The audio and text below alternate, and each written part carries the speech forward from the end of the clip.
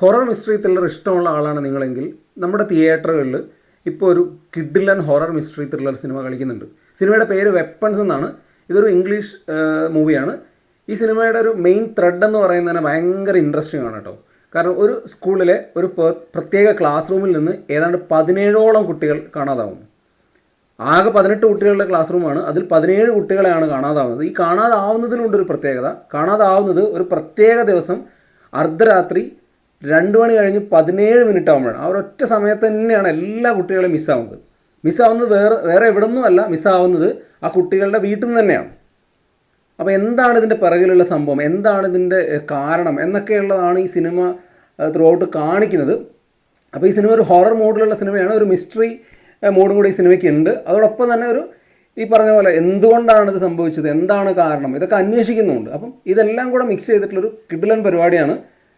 ഈ സിനിമയുടെ ഒരു എന്താ പറയുക, കഥ മാത്രമല്ല, ഇത് അവതരിപ്പിക്കുന്ന രീതിയും ഡിഫറെൻ്റ് ആണ്. നോർമലി ഉള്ളൊരു ഹൊറർ മൂഡ് ഉള്ളൊരു സിനിമ പോലെ അല്ല ഇതുള്ളത്.